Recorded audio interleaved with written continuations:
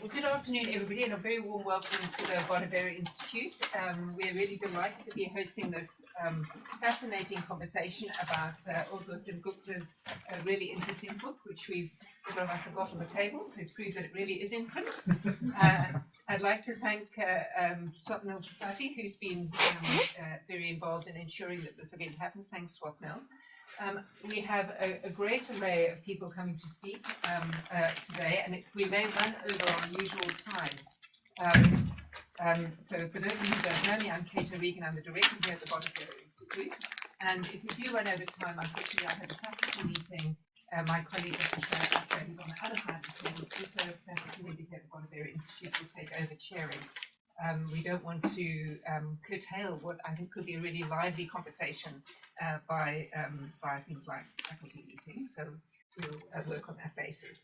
So I'm not going to spend a lot of time introducing our speakers, but just because you all will have seen it on our website, but just to say that we will start with Dr. Sengupta talking about a little bit about his book, 10 to 15 minutes, and then we will go first to Dr. Moise Tundawala, who is a Human Research Fellow here at the Bonavero Institute, who is working in this field.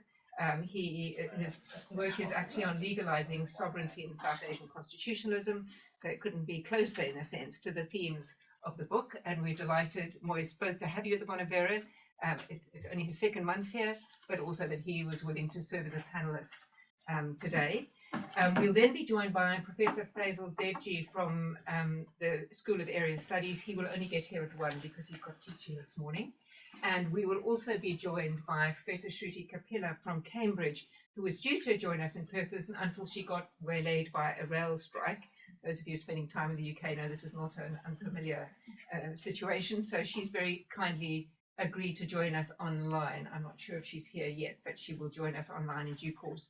So we will take the presentations in that order. And once we've heard from the panelists, we will give an opportunity to Dr. Sengupta to respond briefly, and then we'll open it to Q&A from the floor. And just to remind you that this is a hybrid event, so a very warm welcome to all of those of you who are watching online. We will be recording the event. What we ordinarily do when we record events is we stop when we get to Q&A so that you don't need to worry about being recorded. Sorry, Christos? Maybe it's better if you move to that chair there because you are not Well, I left that chair open for Professor Devji so that the people who are actually saying something substantive today will actually have a chair. And so he should arrive shortly. Thanks, Christos. Right, then I think without any further ado, we're going to hand over to you. Thank you. Thanks very much, Kate, and thank you for having me. It's always wonderful to come back home, and this is actually the first time that I'm coming to give a talk since COVID, at any rate, and it's good to see Timothy here, who was the Dean of the Law Faculty when I was a student, Paul, who was my examiner for my DPhil here when I was here, and a lot of old familiar faces, new ones from India, and in this spanking new Bonavero Institute, which didn't exist in my time, and it's beautiful that there is a space dedicated to work around human rights, and it's a real delight to be here. So thank you very much for having me. I'm also here on an important day in the calendar, in the Indian calendar, because it's the death anniversary of Mahatma Gandhi, the 30th of January 1948. And I think it would be an appropriate place to start because the influence of Gandhi has been significant on me, and not so much as a constitutional lawyer initially, but over time I've started to think of him in terms of being a constitutionalist. And so I'm just going to read a short paragraph in terms of what his thoughts on the Constitution was, and I think this would be an interesting point of departure for us to start. In a letter to Zafar-ul-Mulk, and this is when Gandhi is talking about the Motilal Nehru report of 1928, which was the first kind of constitutional document that Indians prepared for themselves.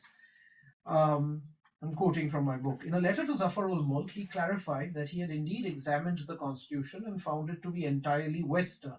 But he was quick to justify its Westernness by saying that the Constitution can only be a logical outcome of the institutions we have at present.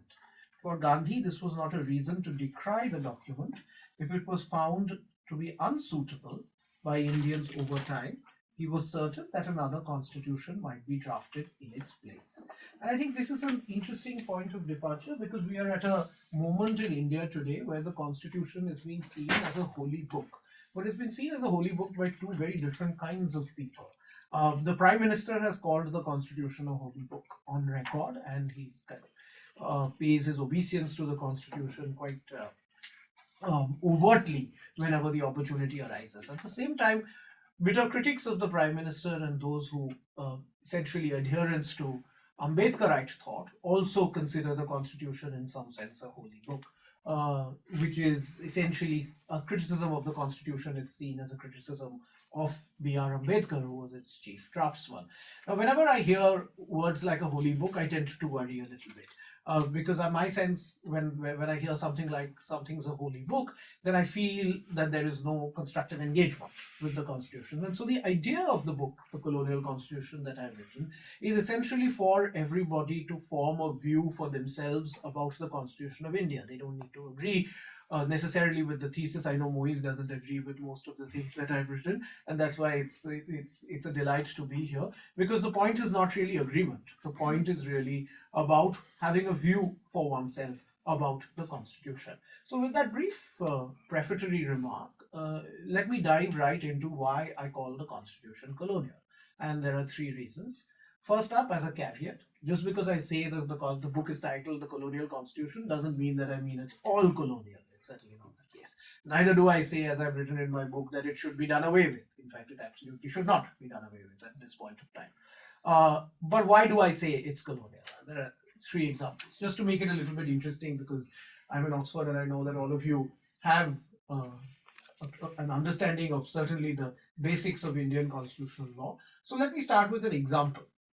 There's an article in the Constitution. I know many of you here are Indian lawyers, but you may not have heard of it. It's Article 273. Now, this is an interesting article in the Constitution. I didn't know about this article till I researched my book. But this is an article on jute production. Now, the basic point of this article is that when India exports jute, the customs duty that we get on jute export will be shared with three states of Bihar, West Bengal, and Orissa. Now, I can understand the importance of jute to the local economy of these three states, but the question does arise that is it important enough to be in the Constitution?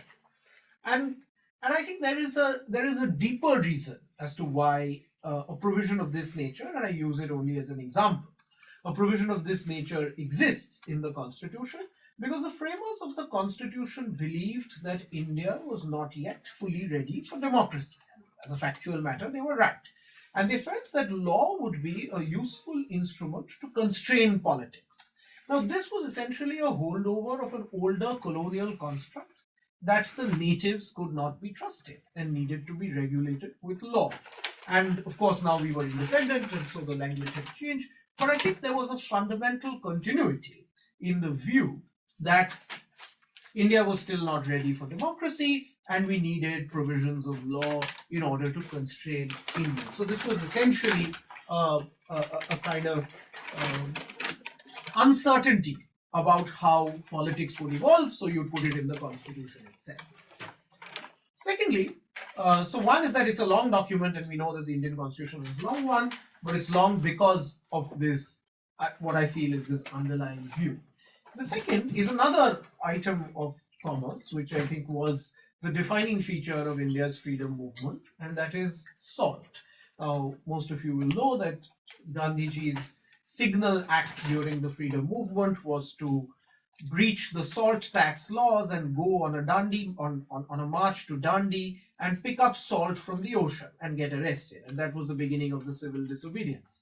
Now, there was a very interesting debate in India's Constituent Assembly about a provision which said that the salt tax shall be abolished. This was the exact words of the provision.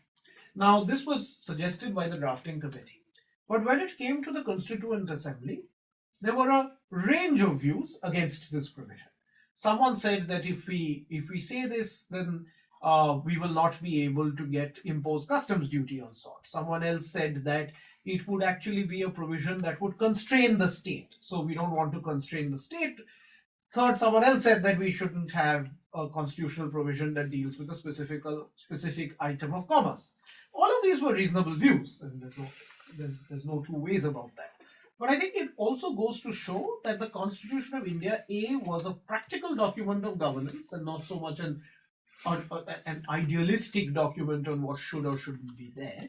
But secondly, and more importantly, it also shows that the constitutional framers designed a state that was fundamentally going to be powerful and would, in their view, be the guarantor of progress and liberty. Now, this was an interesting move because the constitutional framers are heavily influenced by the United States, and there's a lot of discussion around the Federalist Papers in the Constituent Assembly.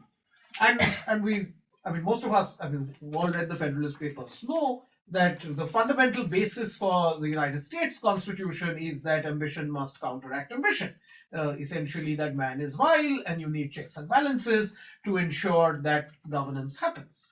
And despite knowing this, the constitutional framers in India chose a towering state, and because they felt that now the Indian state would be the guarantor of liberties of Indians. So that is why, if I were to take a third example, the chapter on fundamental rights, which exists in the Indian Constitution, it's a wonderful chapter and much of it should be embraced. But there are several restrictions on fundamental rights which have always struck me as curious. Now, the right to life and personal liberty, of course, can be restricted by a procedure established by law. They chose consciously not to incorporate due process after Felix Frankfurter told them not to. But more importantly, there is also a restriction on the right to life and personal liberty, which all Indian lawyers here will know, which is preventive detention.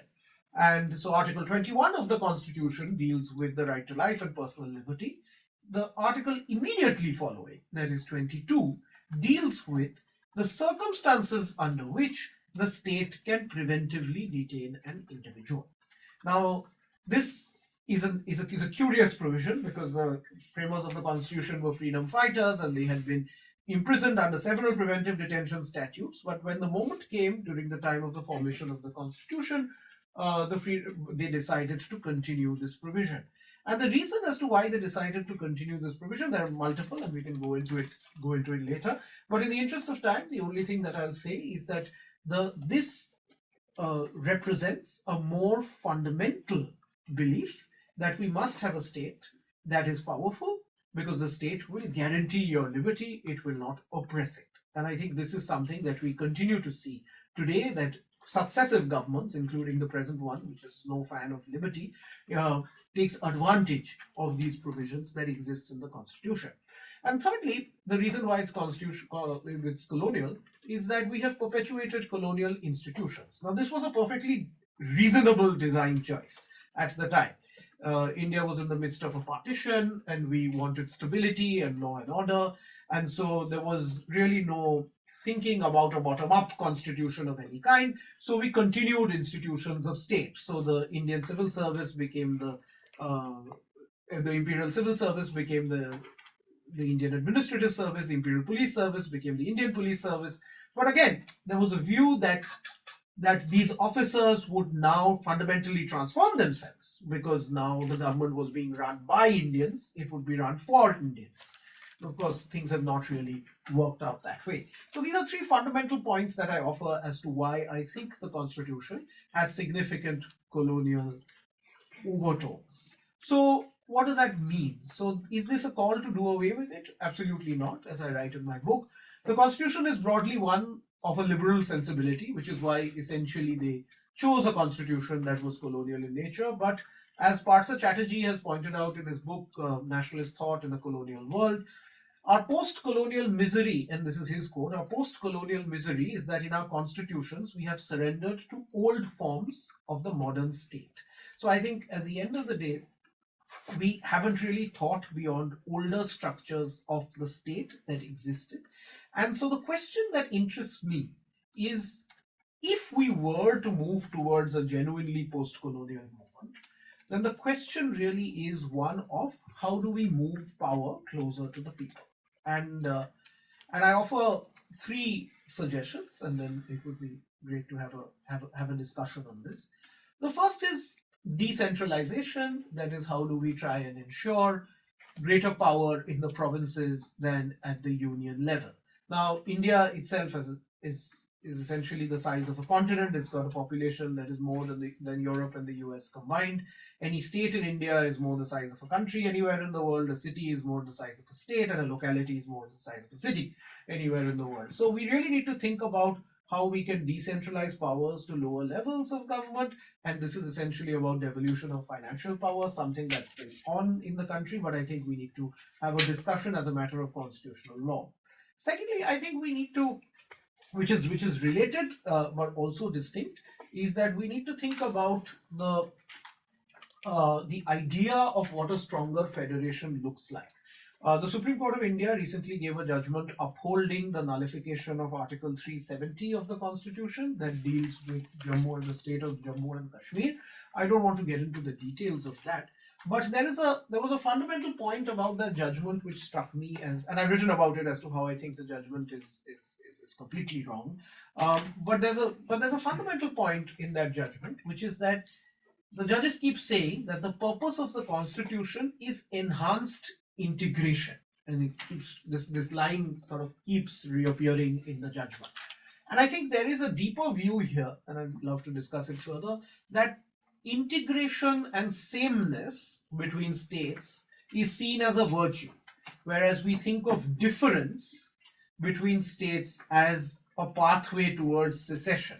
And that's how the constitutional framers saw it at that point of time, that we need a strong center because that's the way you preserve your unity. And at that point of time, Pakistan was about to be formed, and I think that was a reasonable thought. But today, if you were to really think about unity as a desirable goal, even if you were to consider that as a desirable goal, perhaps too much unification is the biggest threat to unity rather than too little unification. So how can we think about difference not as a threat, but difference in terms of plurality that we can celebrate? And thirdly, whether we like it or not, we are at the beginning, certainly in India, of a long spell of what quote unquote decolonization. Now, we've had 3 criminal law statutes which have been changed from the British era statutes to newer legislation which is promising a decolonial set of criminal law statutes, but they really aren't. Anyone who's read it will know that 80% of it is repeated. Just to give you a simple data point, as in there were 11 provisions which had death penalty in the Indian Penal Code of 1860. There are now 15 provisions which have the death penalty currently. So maybe the impulse of wanting to decolonize is something that we can understand, but how can we move to a conversation on decolonization that puts Indian citizens and not the state first? And I think that's what I'm fundamentally interested in. As Gandhiji said, a constitution that is truly instinctive to India. And I'd love to hear everybody's views on this. And Moise had written a review of the book, and I'd love to get into a discussion with him on that. But there he had said one point, and I'll end with this, that he would like to have an honest conversation about the constitutional features that make Hindu nationalism possible. And I'll just end with this, that it's my view that it's actually not constitutions that make nations, but nations that make constitutions.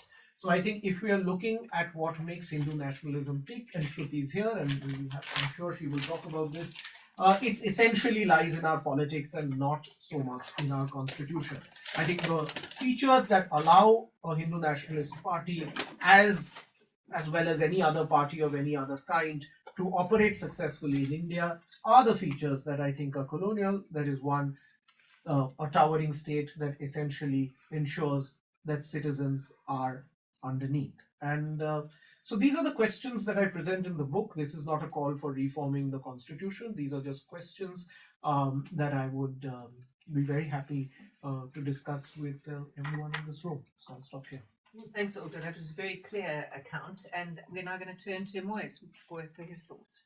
Okay, thank you so much for this invitation, Kate and Orgo, for this very clear and precise presentation. I mean, as we know, the context in which we are situated is a very worrying one for India, where we have a Hindu majoritarian BJP government, which is running with its colonizing agenda, and it's one of the key projects is the decolonization of law courts. So this has invariably invited a lot of suspicion and skepticism towards the book that Orgo has written, and especially the thesis of the book contained in its very title. But I tell my friends that, if you read the book very carefully, there is nothing outrageously or outlandishly unreasonable that he is saying. And he's asking for a conversation, and we should have a conversation about the colonial constitution. So now I'll start with the title a little bit, because this is a growing inclination in Indian constitutional scholarship, at least, that it's like searching for that elusive adjective that can best describe the constitutional project. And on the celebratory side, we have revolutionary constitutionalism, transformative, people's constitution. And on the other hand, now we've started having, books on communal constitution by my friend Ajindal, Matthew John, and Orgo's book, Colonial Constitution. And this is not just peculiar to India, it's a global phenomenon. I mean, ancient versus modern, negative versus positive, in today's time authoritarian, popular, populist, and so have you. And I mean, I the funniest one I like, I find is rambunctious constitutionalism. but it's not, fine. You look for an adjective, but let that adjective be, a bit comprehensive, and also telling us something compelling. I'm sure, somebody can very well write a book which is anti-colonial Indian constitution, and they would be perfectly right. And so then I am like, I wonder what really this title is conveying as part of the thesis. Yes, there's a colonial element to it, there's an anti-colonial element to it. Why can't we have a thesis which brings the two together in some way and say something compelling about it? It's not to say that I am averse to all sorts of adjectives for constitutionalism. I just give an example: Pyrrhic constitutionalism for Sri Lanka. That I really like. It's intriguing. At least it will compel me to pick up the book and read. So, as far as the Indian constitution is concerned, Orgo he has given you the reasons why he thinks it is a colonial constitution. He wants decentralization, greater recognition of difference, and so on, less powerful state and whatnot. And these are, great, things to have. And no serious scholar of the Indian constitution would disagree with you on this, But the point is, why couldn't the book be one on the basic design flaws in the Indian constitution? Why did it have to be the colonial constitution? Of course, it might have sold a few copies less, but at least it would be a bit more honest, and also a bit more responsible, especially in the current climate. Now, I mean, I really like the way you start the first chapter of the book with the story of Manto. 1935 Constitution, Naya Kanun, the new Constitution. But I mean, I don't have the time here to repeat the story, but let's not. I mean, for me, it's let's not read it literally to merely to something that merely applies to the 1935 Constitution. And by extension to the 1950 Constitution. It's a story which is telling us something much more general about the law, the contradiction between the promise that law offers, promise of emancipation that law offers, and the violence that is inflicted in its name. In psychoanalytic speak, law always comes with a kind of obscene underside. and this is true for any law, be it a colonial law, a post-colonial law, or in the new avatar, a decolonial law. So and then there I find something which is the most bizarre thing that I read in the book, that where you were arguing that in the pandemic, this migrant workers, when they move about and the police official uses disinfectant spray on them, that's a sign of a strong, powerful state that goes back to the colonial constitution. And somebody else might come up and say, make an equally plausible case that it's reflective of a deeper history of Indian engagement. I mean, India's problem with caste and feudalism. And I would say that forget about all this. It's much more presentist in the present moment. It's just reflective of a public life and a political culture that has become and increasingly becoming more and more crueler by the day. Now, and I'm sure that if there is police reform through a law, which makes the police forces a bit more autonomous, I'm sure the Supreme Court is not going to strike it down by saying that, hey, wait, we were supposed to have a colonial constitution. So I don't think it's a problem of the constitution, it's a problem of the lack of political will. Now, again, I should also tell you that I have a critical bent, and I'm not here to give the Constitution a free pass, and I acknowledge and recognize and worry about the continuities with the colonial Constitution, many of the features. But as I mean, the question that we need to ask is, what is the deeper theoretical explanation? I mean, these are facts. But is there a deeper theoretical explanation that you have? And that's where I feel it's a bit thin for me, the book. And my sense would be that, I mean, as Shruti has showed in her brilliant book, when the colonizers were leaving, they received a kind of a gracious send-off, and all the violence, in a way, the fraternal violence, was turned inward, the violence of partition, Hindus and Muslims. So what I want to say is that the colonial model for the post-colonial state, it was never an aversive model. It was not the negative model. And so, it was very, as we know, constitutional identity or national identity, I mean, it gets its identity by defining itself against something or somebody. And in India, it was just not, I mean, maybe I could say that also gives it a degree of universality, the Indian constitution, that they did not really take the colonizer or the colonial project as a radical other against which they wanted to define themselves. But for India, it was not a colonial, but a national constitution. And they found it very convenient to continue with the colonial,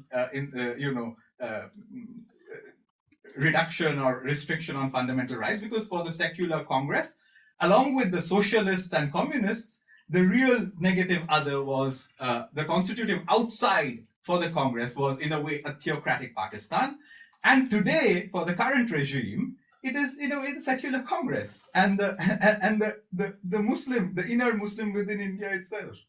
So that's like the real problem. I mean, and again, it is a colonial constitution. These continuities are there, but the framework of colonial constitution can never really explain why separate electorates were removed, weighted representation was removed for religious minorities, and so on.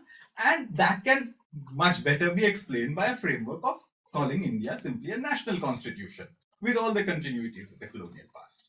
Now, it's, of course, the argument that Orko makes is that this is a people control. I mean, it wants to institute a strong state which wants to control the people and so on. To that, I would say that, and I'm sure you are aware of this, and post-colonial scholars have themselves written about this, that there is an inherent contradiction in democracy as it is instituted. There are two dimensions to it. One is the performative side of democracy, the not yet, the breaking free from the waiting room of colonial historicism. By the stroke of a pen, peasants, as it were converted into citizens, to the stroke of a pen. and through the institution of adult suffrage democracy. And on the other hand, there's this pedagogic side to democracy and a police state. So, of course, you could have engaged with these contradictions, but you end up giving us a very flat thesis about, oh, it's all colonial. I mean, at least that's the bottom line of it. But so I would say that, and the alternative of direct democracy that you offer, I find that a bit unconvincing. For me, representative democracy is a clear normative decision, and there's more to representative model than a mere elitist takeover of popular power. I mean, direct democracy, the problem with it is that it is anti-political, and in a fundamental sense, it tries to bring about some sort of a manifestation of a Rousseauian general will, which is all about, okay, let's present the people, which will come and participate in lawmaking, governance, etc., in a unitary, singular way. But the direct democracy, the problem with that is that the emphasis is less on ideas through which people are imagined and represented. For me, democracy works best if it is a system which can really bring to the fore the real conflicts and contradictions of society. And if democracy is not able to do that, I feel it kind of loses its political edge. So I will end my final set of reflections is just assume a counter thought, even if what Arghya is saying is all correct, that there is a colonial constitution. The question would be, so what? Arghya gives us a good, he ended by pointing out this country makes the constitution and not the constitution making the country. And in saying that, I think you have answered, you've tried to answer, or in one clean brush, the irresolvable puzzle for constitutional theory. The chicken and egg problem.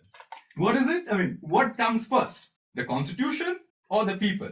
And you've just said, oh, the nation comes first, the nation makes the constitution. I'm not entirely sure about that. I mean, the best work in the area that I research in constituent power is by theorists who would say that this is an irresolvable and undecidable question, and let it remain one, and it kind of let there remain a productive tension between the two. So when Arghya is, I refer to Rousseau's general will, which I'm worried about, but there's another idea in Rousseau which I find fascinating and exciting, and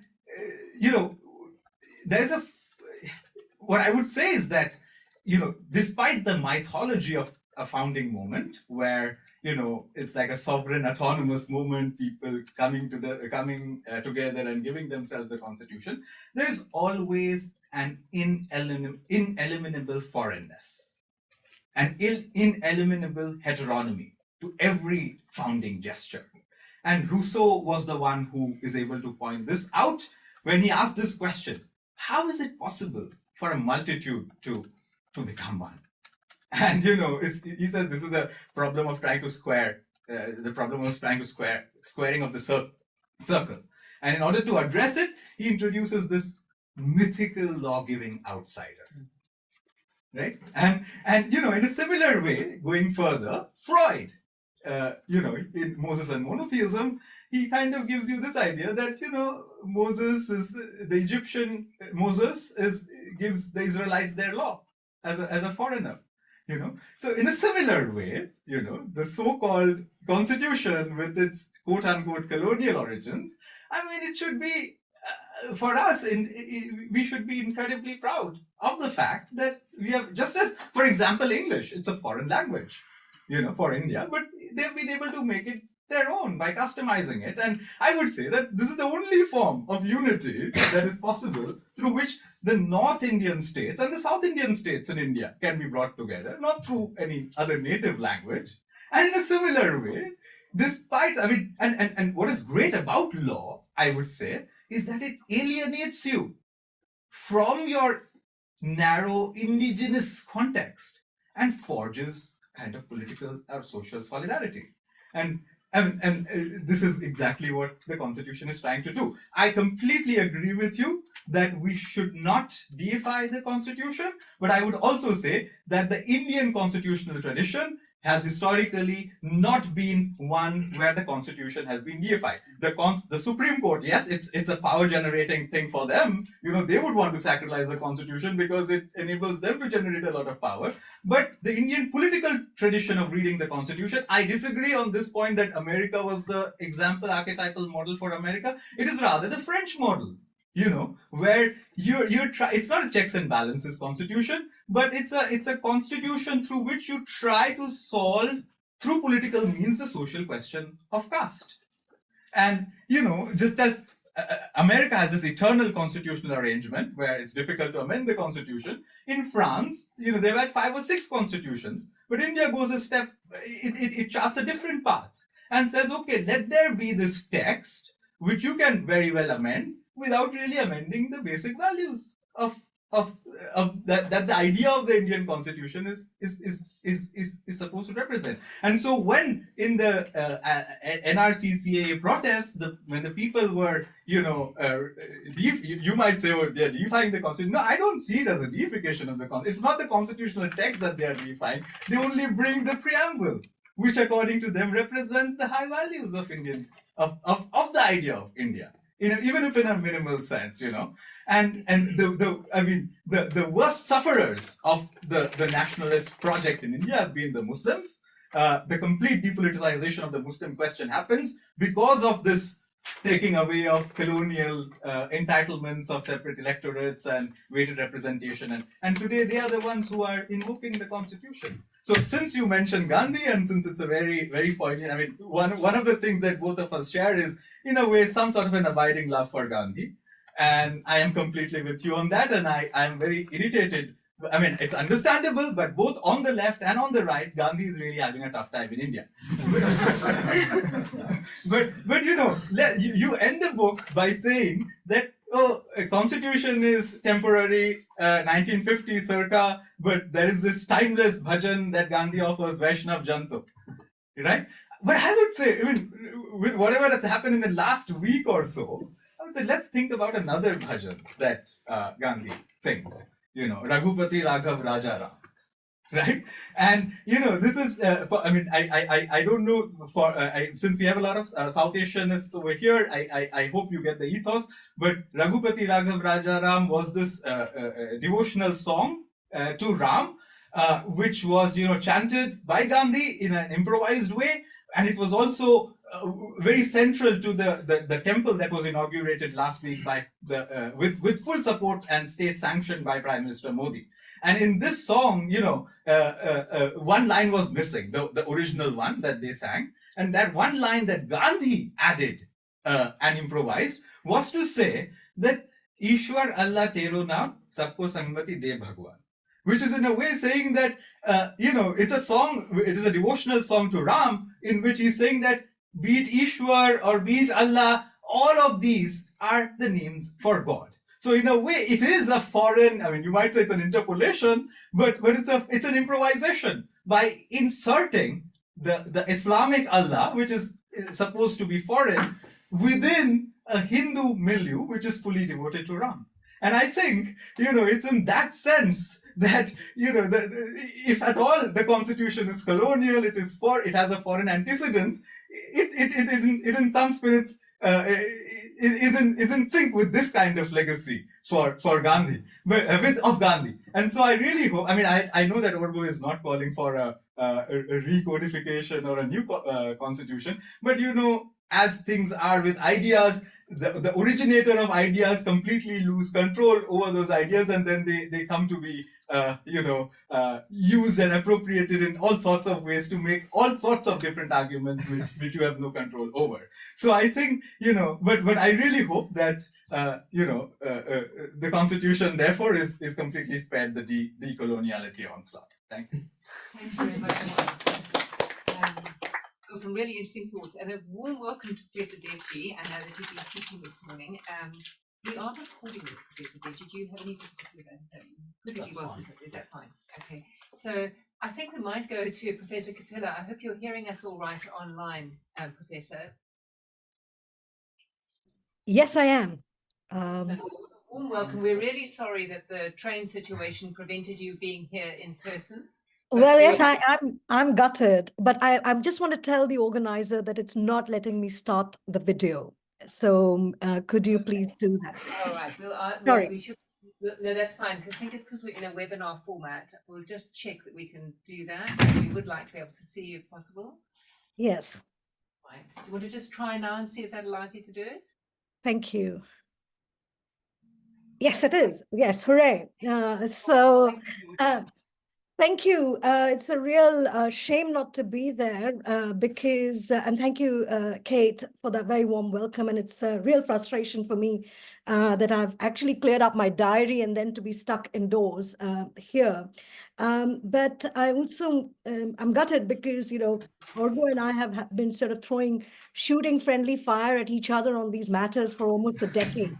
And I have been, denied the pleasure of actually, doing this in person over the book. And so I think a lot has been covered. And I want to congratulate Arghya for not only writing this provocative book, complete with this very triggering title, but also the fact that, it matters what he says more, unlike, say, perhaps even someone like more than any scholar would have written, partly because of his very unique position in India's policy and administrative world. So what he says actually matters a great deal than what perhaps Moyes and I would ever manage to say. So I think in that sense, we have to really take his book seriously. And he has been a radical reformer, even given his previous book, the Oxford DPhil on, as it were, judicial appointments. So in that sense, it's part of his kind of longer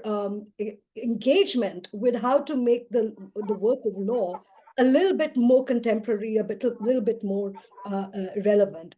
So lots of congratulations, Arghya. But since you've delved into history territory, I'm going to be a little bit. I'm just going to be pushing a little bit. I think Moyes has covered the issue of the difficulty with the very difficult word colonial constitution.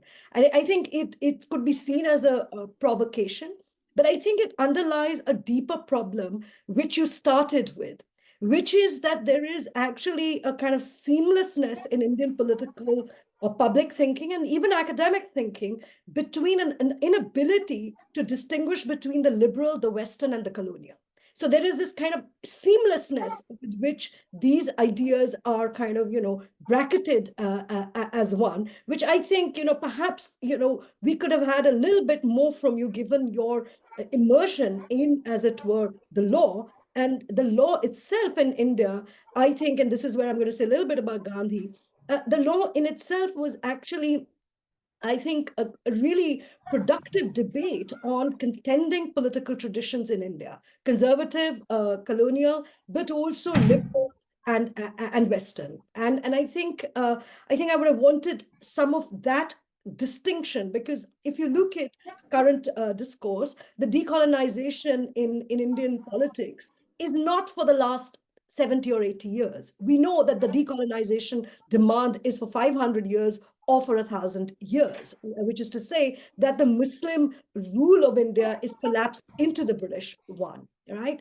And so therefore, I think I think there should have been a kind of ownership that this is in the text itself, that what is really being discussed here is this kind of colonial freight of liberalism in India. And I think that's just one thing.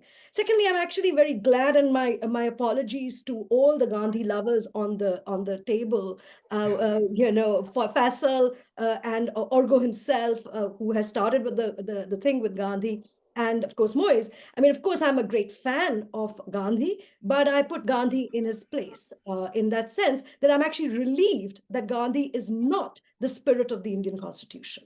And that actually what the Indian constitutional figures are trying to do is precisely to stall the tyranny of the social that, Gandhi believes in. Gandhi doesn't believe in the tyranny, but he believes in the social. And Faisal has been writing of late on Gandhi's silence, and I was lucky to hear that paper precisely in a law school in Bangalore, where actually this debate on the social and the political and the law, Faisal kind of makes a plea for, as it were, a Gandhian reading of it. And I think so. There are two aspects to the fact of the law. One is that I think in terms of Indian nationalist politics, and I say that in the book, my book, that it's actually the problem is actually the very deep hostility to the state that Indian politics, kind of an Indian democracy, is forged on. That, so you say that this is a story of origins, the colonial. This is why you look at the 1935 Act, which is why you call it the colonial. Now, the question arises, what is it the origins of? Because the origins of India's democracy do not, in my view, lie in the 1935 Act, much less in the Constitution of 1950. After all, India's democracy, to go back to Gandhi, lies in the Gandhian mass movement, possibly some relationship to the emerging idea of the party in India, whether it's the Indian National Congress or the Muslim League. But Indian democracy, precisely because of the colonial context, is hostile to the idea of the state. And it discovers its political agency precisely through that. And forgers like Ambedkar, Nehru, Patel, you can put a whole slew of thinkers, they have a difficult project in 1945-47, which is to actually create a rules and law-based society in a political context which has seen 30 years of disobedience, to use that word, to the state, right? And that is why you would see that the emergency powers are very centrally located in the Indian Constitution, or the fact that people like Nehru would be the first to put down strikes in 48 to discipline India's political mobilization. So I think the second question I have is not so much the colonial bit. The colonial bit is, I think, a triggering, clever word, and I'm going to just park it aside, but I would take a deeper issue with it, that the origins, in fact, and that brings me to the point that actually I think academic discourse was perhaps too celebratory of Granville, and I share that critique with you, but also with Moyes and others, that it was too celebratory of the Granville Austin's, as it were, long shadow on the study of the Indian Constitution. I mean, and his phrase that it was a document of India's democracy has prevailed. And I'm not sure if and that's the second question I have for you, is that what do you see the Constitution for? Because in India's Constitution has, in some ways, very charged up. It has a huge amount of symbolic power, whether it's in terms of protest movements today, but I think it's also a real vehicle for recognition of rights. So even if you're not going to do well, every subaltern group today now wants reservation. Every upwardly mobile group wants reservation. Whether that can deliver, that's a different matter. But what the Constitution and the Supreme Court therefore does is kind of institutes a regime of recognition, which you can't do without. And so I think that comes to the related point, that the problem for the Indian Constitution is that while it is symbolically charged, while it is effective, while it even has some structure of giving rights, but also even perhaps ordering discussions, it has lacked a normative, prohibitive power. So, I mean, I think that's where I think the critical difference is, precisely because the Constitution was meant to be flexible. It merely reflects what is going on in society and in politics, and has not been able to, in a way, institute a set of normative orders, which I suppose other constitutions, you can say, I mean, have done, because they have been more obdurate in not being so, flexible to social change or to political change, for that matter. So what is at stake today, therefore, is that if you already have a democratic politics, or however democratic it is or not, that's a different matter, you have this now a kind of gap, a very significant gap that has opened, that where India's democracy is in open conflict with its legal constitutional order. Or you could argue that India's democratic structure has overwhelmed its constitutional order. right? I mean, we can all make pay obeisance to it. That's nothing to do with its power. But in reality, given what's happening, whether it is whether and I don't need to detail it out for the audience, but I can we don't even have to look at just the most controversial bits like the Citizenship Amendment Act, but you could think even about socially just distributive policies like reservations, right? I mean, you can even look at policies of that variety, which have now, in a way, gone out of the control of the Constitution because of this 50% ambit. And, so there's a conflict. There's actually a conflict now between constitutional order and democratic order. And as I was saying, you can cut it from more exclusive policies of citizenship amendment or more inclusive ones of reservations and affirmative action. On both sides of that spectrum, the law is what has lost its, is where the conflict is. So is it just a zone of conflict?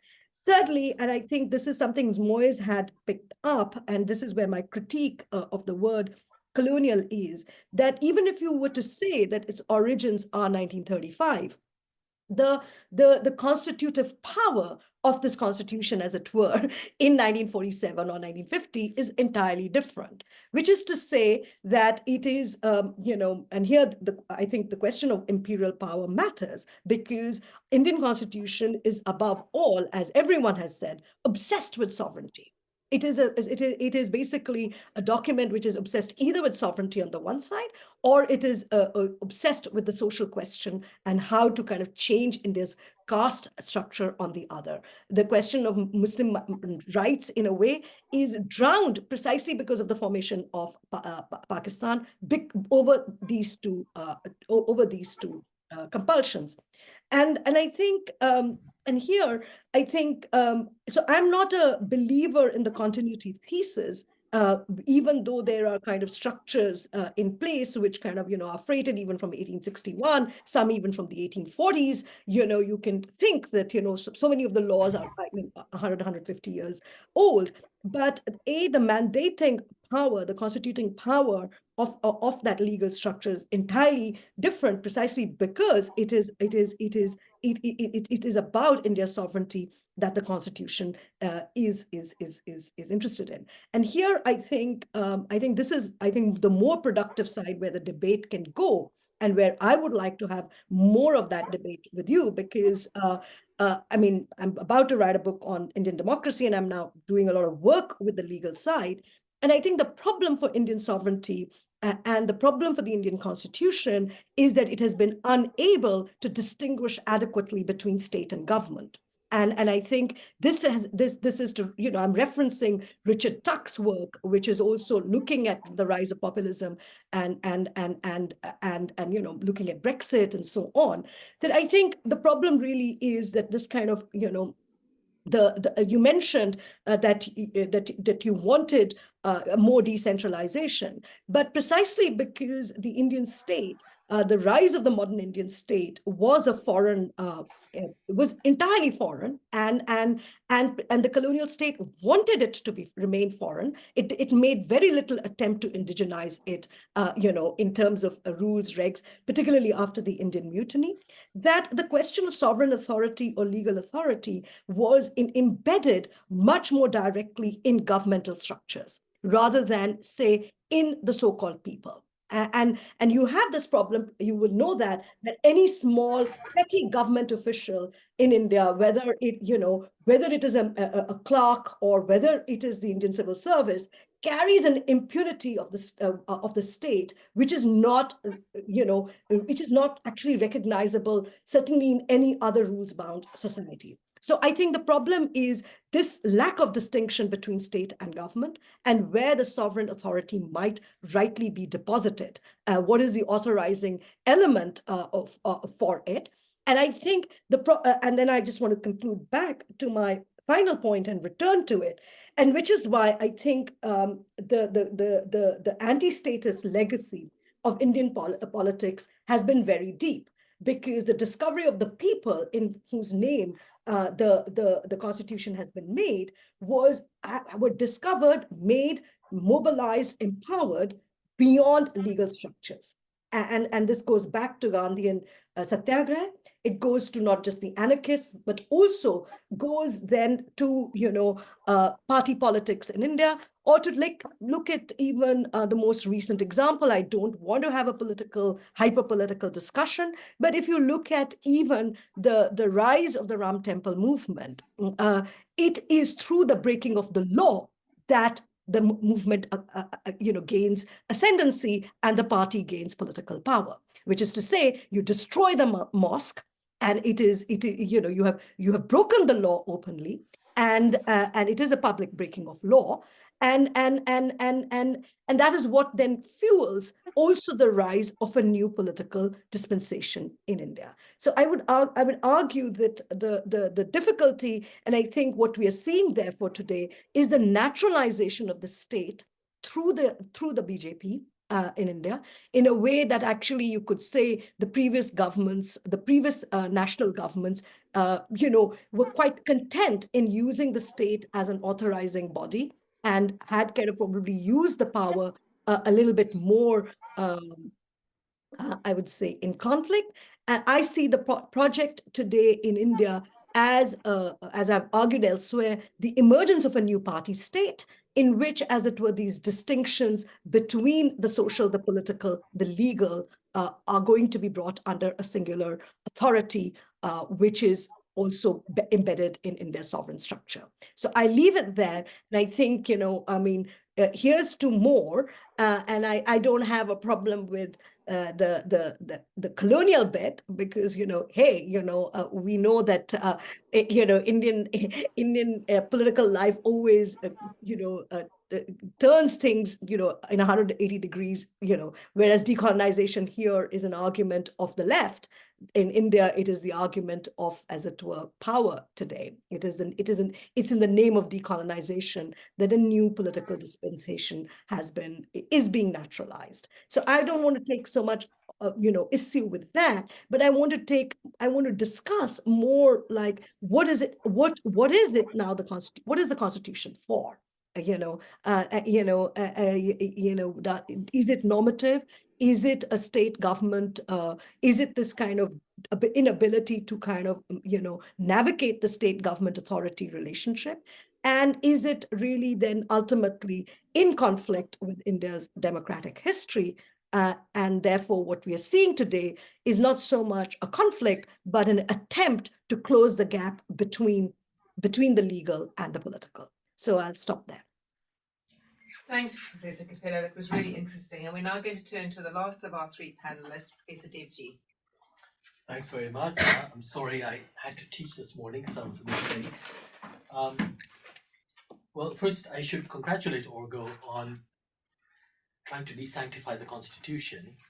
I see it as part of a longer intellectual tradition, say going back at least to the 1990s, where you have the desanctification of the nation, where you have a whole lot of new historical scholarship that questions the idea of the nation itself. That doesn't seem to have created as much fuss as any attack on the Constitution has, which is an interesting question, why that should be the case. Of course, political circumstances are different. But I think the question still stands precisely because, as opposed to a nation, which can be and has been questioned over and over again, both by its partisans, that is to say, those who want to establish a newer, better, more authentic nation in the place of the old, as well as those who don't like the nation at all, the Constitution doesn't seem to have as much everyday role in people's lives, and indeed in people's vocabulary, even for politics. Yet, of course, it has played a kind of disproportionate, if generally failed, role in opposition politics.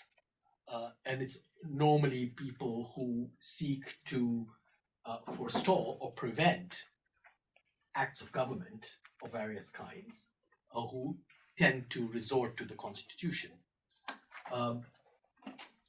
But their resort to the Constitution tends, in my view, not to have been successful for the most part. I'm thinking in particular of some of the events that have been mentioned here already, in particular Muslim politics, if such a thing can be said to exist at all, from the Shah Banu case to the Babri Masjid, the focus on legal claims and alleviation.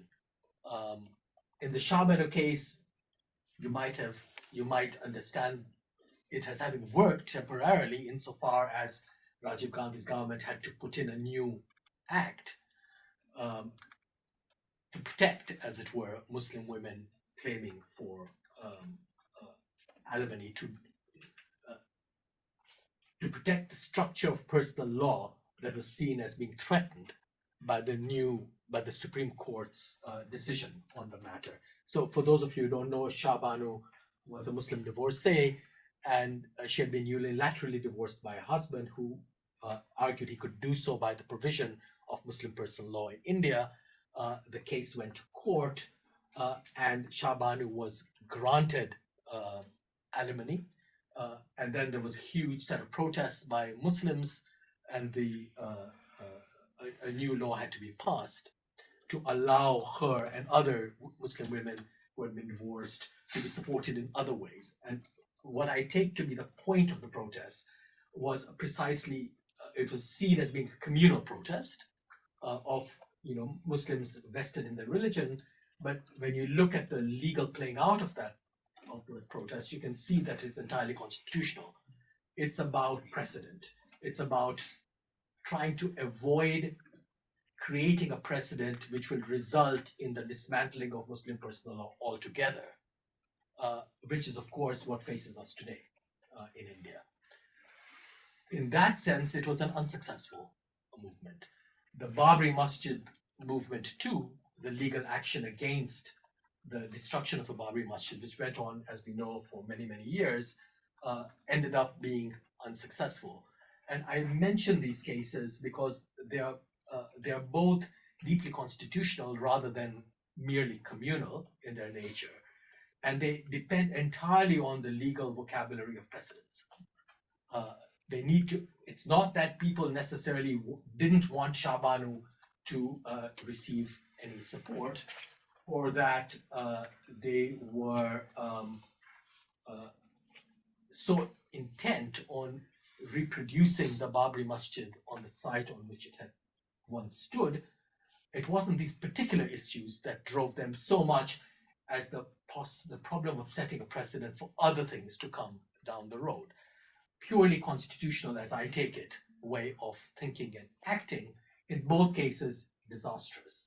And I mention these two because it seems to me that exactly what Shruti was saying just now, that the nature of Indian politics from colonial times, because it was an anti-statist movement, the national movement,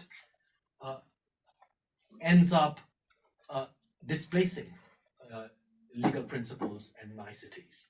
And so the Muslim focus on precedents and on constitutionalism, while perfectly understandable and possibly the only thing that remained open to them at those times, nevertheless ended up being a failure. And they are faced today with exactly what they feared then.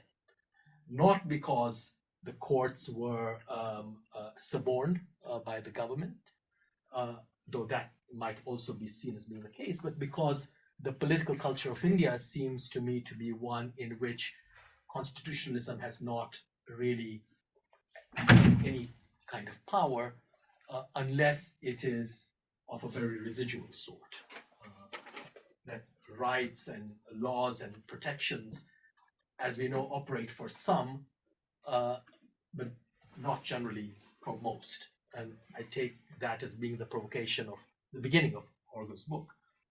Now, to go to the 1935 Government of India Act, which enjoys pride of place in this book.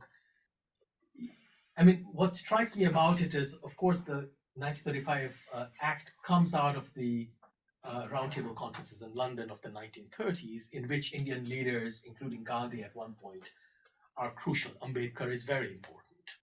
Now, it's true that Gandhi and the Congress dismissed the representative nature of many of these Indian leaders, but they themselves are at some points part of these debates. So the Government of India Act of 1935 is a curious document because on the one hand, it takes on board decisions that were made by Indian representatives in London. And on the other hand, of course, it does, as Arghya argues, shoehorn in the entire inheritance of arbitrary, let's say, colonial rule. Now, what I think is interesting about the inheritance of the Government of India Act of 1935 is that it inherits the arbitrariness of colonial rule, but it doesn't really inherit very much of Indian debates in the roundtable conferences, which were part of the Government of India Act of 1935.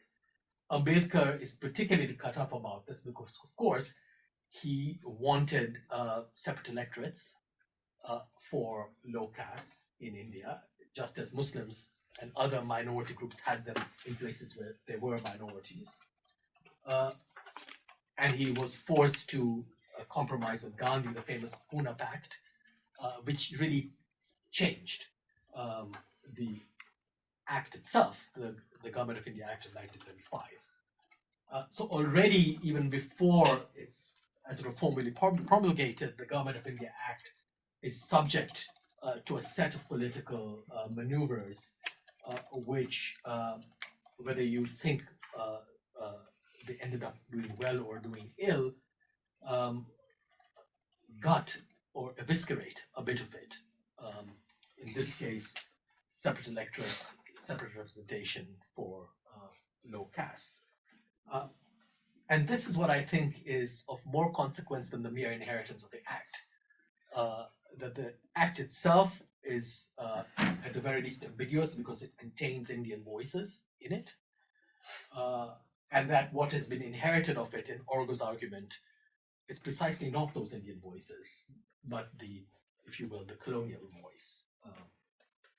Now, having said that, I would like to just go back a bit to what I take to be the originary constitutional moment of Indian law, which is the Queen's Proclamation of 1858, which marks, and I've written about this, I swear, so forgive me those who have read these pieces, which marks the formal, the inauguration of British rule in India.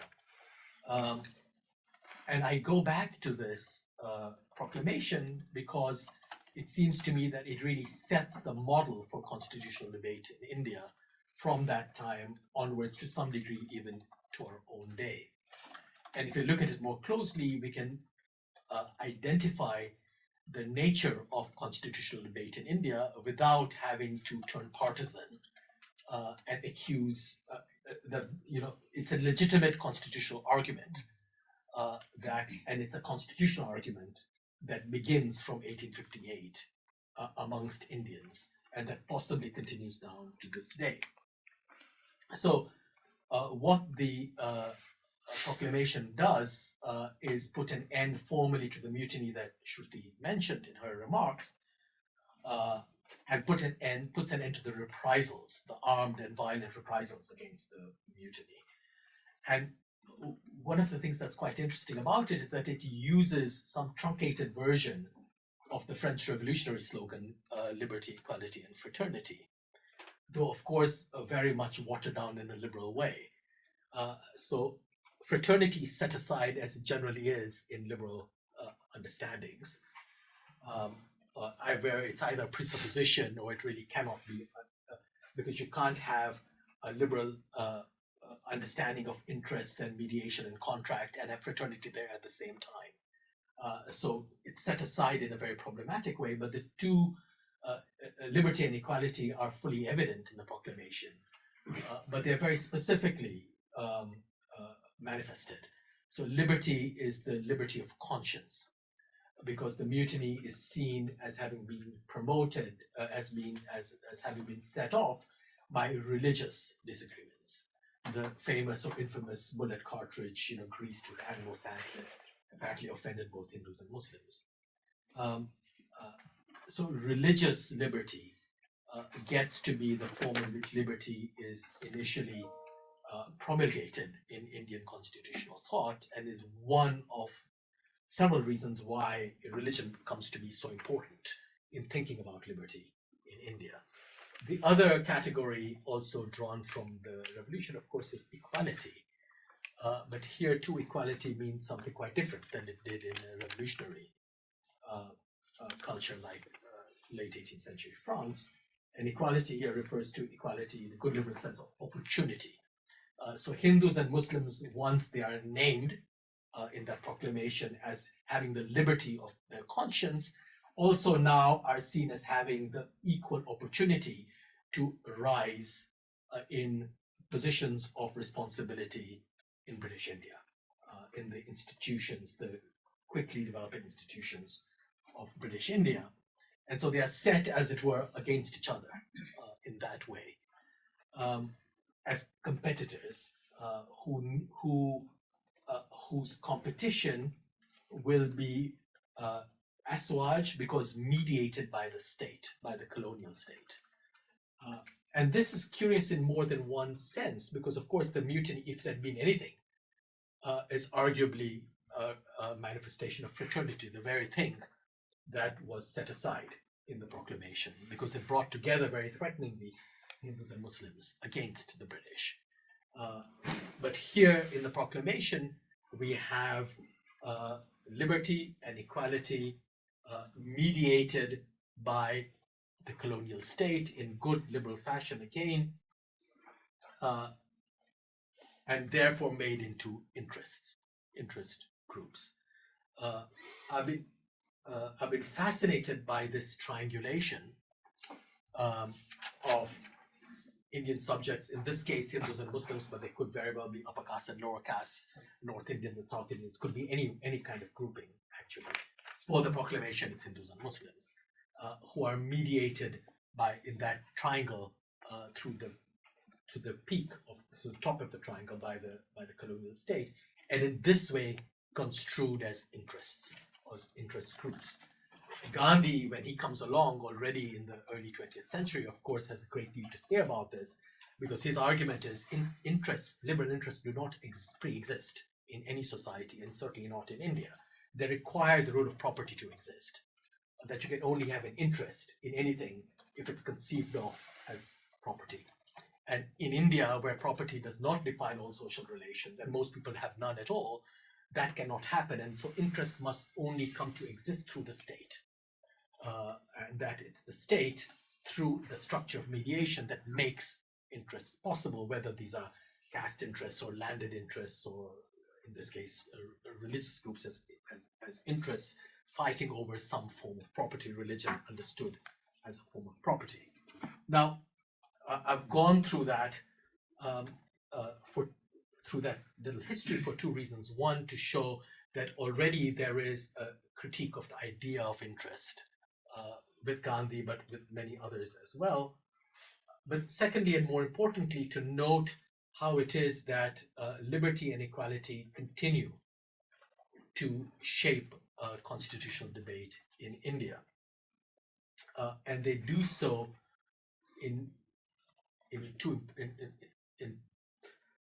well, there's a kind of bifurcation here. So there are those who argue that we need liberty first in order to achieve equality later. And that is, in effect, the position of the Congress. And there are others who argue that we need equality first if we are to have liberty appropriately conceived. Because if we don't have equality, the liberty that we get will be the liberty of upper caste, or of a religious majority, or of a certain kind of set of classes, or whoever it may be, that will deprive the others of equality altogether. And this is the view of the Muslim League and of Ambedkar for very different reasons, and other, if you will, minority groups. And so a lot of it is about temporality. Need we wait? The Congress argument is we cannot wait for equality first, because of course we will never achieve it within the ambit of colonial rule, which is dedicated to the opposite. Therefore, whether you think the liberty we do achieve is ideal or not, we need to achieve it first in order to transform Indian society and make it equal. The Muslim League argument and the Ambedkar argument, Ambedkar crosses the floor, as it were, on this matter temporarily, is the opposite, that you will have no equality if you achieve liberty under these conditions. And Ambedkar, before he becomes law minister, subscribes to this view by saying that the colonial state and colonial rule he describes as a dry dock. This is a dry dock. This is where we build some version of equality. Because if we have liberty before equality, then we have Hindu Raj. And Hindu Raj is what the Muslim League uses, of course, to describe the Congress, and in some ways Ambedkar does as well. So you might see, going back to Moise's argument, you might see this in a way as the distinction between what Arendt distinguishes as the principle of the French Revolution as opposed to the American one, and therefore American constitutionalism versus French constitutionalism. And of course, she famously argues that, and Moise doesn't ended with this, that the French Revolution is dedicated in a self-destructive way to addressing the social question, which it cannot address. But it is obliged to do so because of the nature of French society and its inequality. And so it's a kind of, as I read her text on revolution, it's a very interesting argument because she presents it as an option and yet at the same time as a necessity, that they really don't have a choice in France or elsewhere in Europe. Whereas in America, they apparently had a choice, but that choice depended upon slavery and, if you will, genocide. That the very fact that non-white people and indigenous peoples are not part of either the revolution or the constitutional making of the United States allowed for its ignoring of the social question, but in such a way as to make its addressing the redress of that question possible in some future. So here too, temporality plays a huge role, right? That in America, just as the Congress argument for India, the liberty achieved may not have been ideal, but it needed to be achieved in order to, at some later point in the future, to include everyone within it. Whereas the French case is exactly the opposite. So in Arendt's view, the Americans seem to have had an option precisely because of slavery and, if you will, genocidal acts towards indigenous peoples, whereas the French did not, ironically, paradoxically, precisely because they sought to bring everyone on board at the same time. Now, this, I think, gives us an interesting way of thinking about the Indian debate. And indeed, Arghya, in one point of his book, does argue that the as it were, model Hindu Mahasabha constitution is very American in this sense. And of course, as Moise has argued in his written response or critique of Arghya's book, this is not accidental because the Hindu Mahasabha gets what they want with this constitution, that it presumes a majority, and therefore it can afford the luxury of being a kind of one vote per universal adult suffrage, a vote for everyone, no reservations, no separate electorates, nothing like that. That just perpetuates majoritarian rule. Now, so I take this as being the major constitutional debate and contradiction. Of course, completely, vastly simplified here in India from the late 19th century. And as I said earlier in my remarks, both sides are, they have legitimate arguments to propound. Neither of them is illegitimate, but the way they work themselves out is very, very interesting, and I'll move on to that before ending. So, some part of Arghya's book is about the betrayal of apparently more innovative and productive ideas about India's future, which he puts under the name label federalism. Now, what strikes me about federalism, of course, is just like the, if you will, French revolutionary model of equality first, liberty second. Federalism too has a minoritized genealogy in Indian constitutional history and politics. That it's the Muslim League and people like Ambedkar who were most keen on it, and the Congress was keen on it only so long as a unified India remained possible.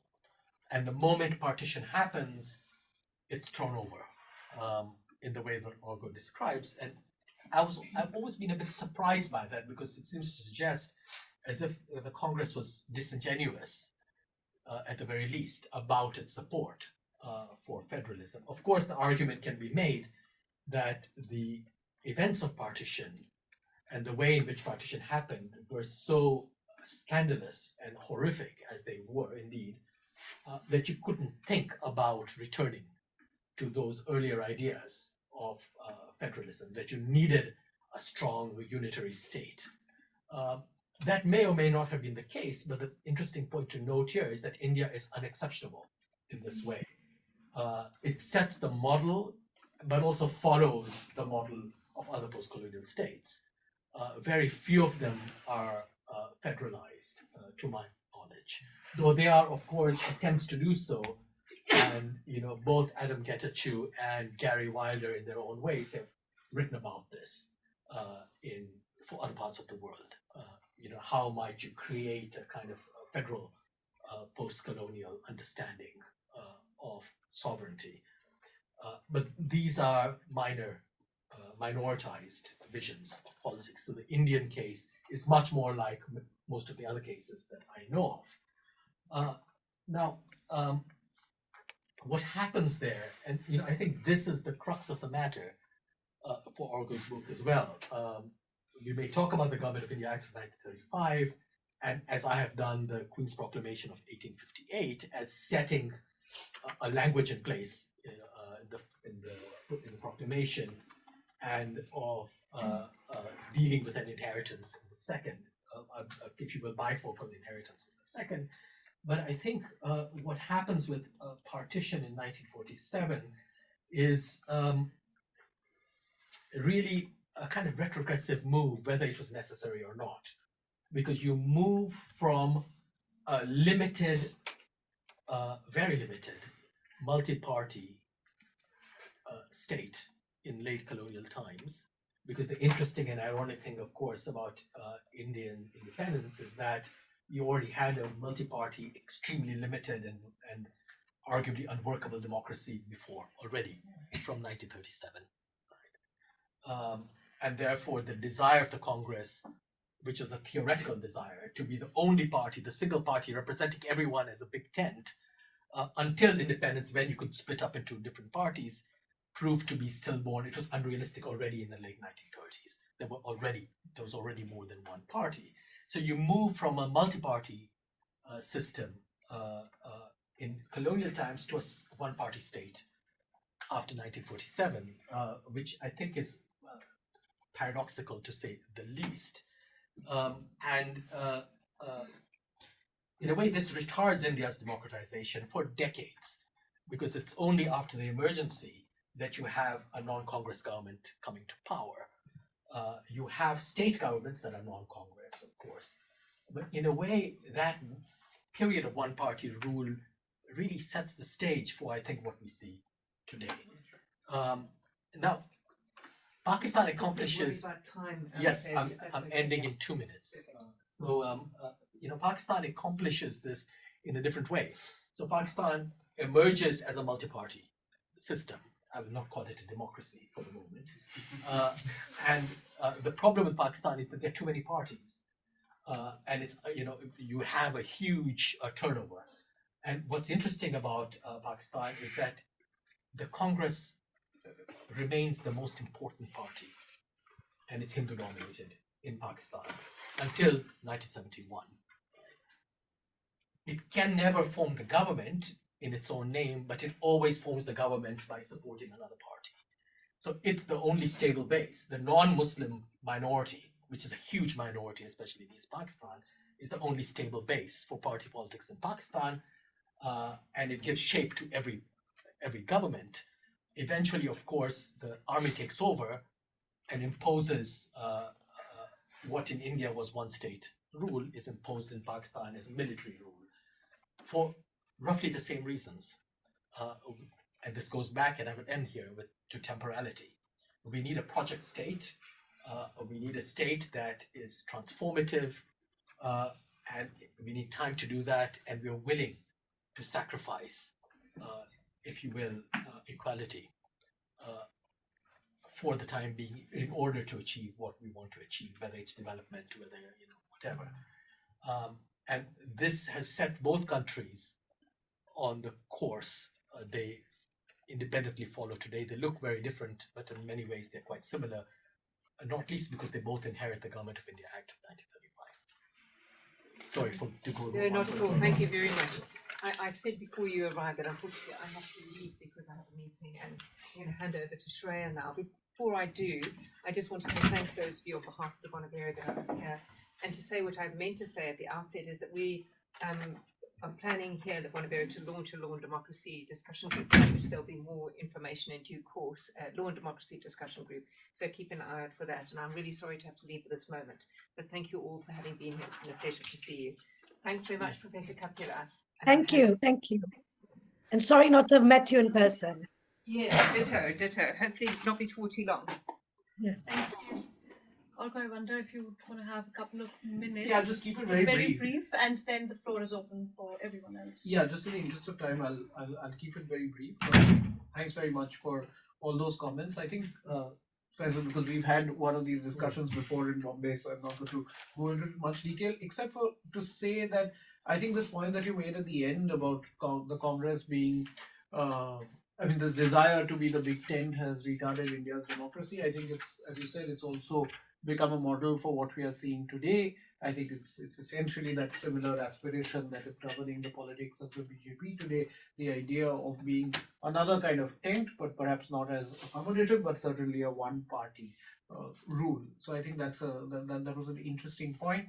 Shruti, to the 2 points, I think that was an excellent set of points that you make. I think there was an article that you wrote, the article that you wrote in the Prospect magazine, which talks about why the Constitution is not India's founding moment, and I think that I fully agree with that thesis. That I think as a democracy, India's founding moment is certainly not in the Constitution. It lies in the freedom struggle and various aspects of that freedom struggle. We can get into that in detail, but it certainly does not lie in the Constitution, and I think that's a kind of reductive thesis that has been advanced. And your question, which sort of kept coming up in terms of what you see the Constitution being for, I think as any constitutional theorist would say, that first we're looking at what kind of rights of citizens does the Constitution grant, and I think that's one place where the Indian Constitution does certainly grant rights, which is the fundamental rights chapter, but what it gives with one hand, it takes away with the other, with a series of restrictions on those rights of various kinds, which are essentially powers of the state. So I think we need to have we've got, this is one of the things that I think we tend to deify a little bit, our fundamental rights chapter, and I think that while it's great in terms of there was nothing like that before, certainly didn't exist in the Government of India Act except one provision on non-discrimination. I think this is something that we need greater work on. And the second part is about governance structures, and I think that there is kind of a Westminster style democracy with judicial review is perhaps how you'd best describe the Indian constitutional framework, and I think that there needs to be a little bit of thinking for ourselves in terms of what governance structures would work for the people of the country. I just find it, since I'm just keeping it very brief, I find it very absurd that the road 200 meters outside my house is run by the Government of India and not by my local municipal corporation. I mean, there are kind of issues in that which I think require some thinking. Moise, I think maybe it may be in the address itself, given that where you live. I mean, I don't think that applies to all homes and all but okay. I think that boys, some of the dissatisfaction, and I feel that dissatisfaction lies with in the fact that this is not an academic book. This has not been written for an academic audience. It has been written for a distinctly non-academic lay audience, so that the Constitution goes out of sort of seminar rooms like this one and goes into people's homes, and so some of it can prove to be a bit academically dissatisfying. But having said that, as there is a long line of academic scholarship also that has sort of been a bit critical to the Constitution and its deification. You mentioned Upendra Bakshi in your piece. More recently, Sandipto Dasgupta has written about how the Constitution has been written from the perspective of an anxious administrator, and I think that I echo some of those. No, you could have said let's call it the administrative constitution. Yeah, but I think you got that right. That basically wouldn't have sold as well. No one would buy the No book. one would buy that book except you. The second bet, and I think this is an interesting one. As far as this decolonization of law codes is concerned, I think that I don't know what is going to happen. I certainly don't have a crystal ball. But the fact is that anyone who advises the current government would be silly to advise them to change this constitution, because the constitution works really well for them. and works very well for anyone who wants to have a state that towers over the citizen. There's enough powers there. And I think what was interesting about the fact is that we have PIL petitioners, that's public interest litigation petitioners, who go to court on every single political matter. But what struck me as conspicuous by its absence was that there was not a single PIL petitioner who went to court saying that the Prime Minister of India doing a Pran Pratishtha ceremony at a temple is unconstitutional. There was someone in Allahabad who went saying that the Shankaracharya should have done it or some such thing like that, but there was no serious PIL petition on this. And there is a reason for that. And maybe once the PIL petitioners had read the Constitution, that there is nothing in the Constitution that, in my view, prevents the Prime Minister from doing a Pran Pratishtha ceremony. I mean, there's other political issues with that. We don't need to get into that. But the fact is, I think this is a kind of larger issue where there are some, at the founding moment, as in there are some conceptual hedges that are made by the constitutional framers. And we were talking about the French versus the American.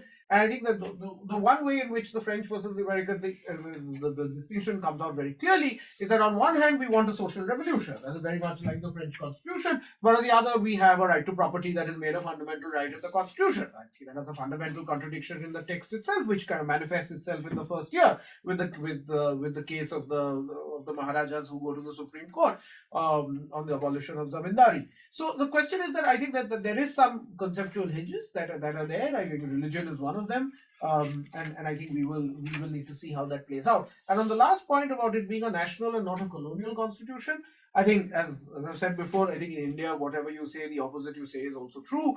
And yes, as in some parts, it is a national constitution. In many regards, it has. I can't say it's an anti-national constitution. It has come I would be put behind. I mean, I don't know how that would play out. It has come to be a national constitution, but even on the point of separate electorates, and I'll just end with this, as in your friend and Matthew John has written the book called Communal Constitution, and even though the Indian Constitution doesn't have separate electorates for Hindus and Muslims, which is perhaps the extreme manifestation of some form of national constitution, but it does still see the polity as Hindu and Muslim in various different ways, which is why you can have reservation for scheduled castes who are Hindus only, but you will not have reservation for Pasmanda Muslims or Dalit Christians, because you see caste as something that exists only within the Hindu fold. And similarly, when you do personal law reform, as you do personal law reform for Hindus in the Hindu code bill, but you don't do it for Muslims. So I think it doesn't permeate through separate electorates, but I think this idea